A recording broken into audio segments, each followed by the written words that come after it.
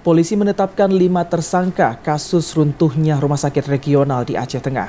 Penetapan tersangka itu dilakukan setelah melalui serangkaian penyelidikan yang kemudian ditingkatkan ke tahap penyidikan. Penyidik Direktorat Reserse Kriminal Khusus Polda Aceh menetapkan 5 orang sebagai tersangka korupsi pembangunan rumah sakit regional di Kabupaten Aceh Tengah. Direktur Reserse Kriminal Khusus Polda Aceh Kombes Pol Winardi menyebutkan penetapan 5 nama sebagai tersangka tersebut setelah penyidik Subdit Tipikor Direktorat Reserse Kriminal Khusus menggelar perkara.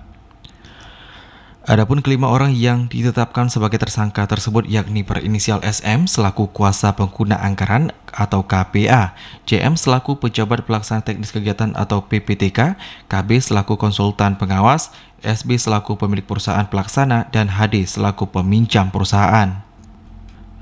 Penyidik juga telah menyita uang sebesar 270 juta rupiah dan 20 eksemplar data dan dokumen terpisah yang berisi ratusan surat-surat kelengkapan administrasi pembangunan rumah sakit rujukan regional Aceh Tengah yang anggarannya bersumber dari APBA tahun 2011.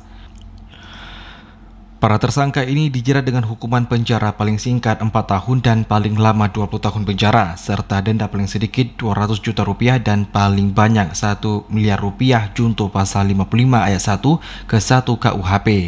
Tim Liputan TV Aceh melaporkan.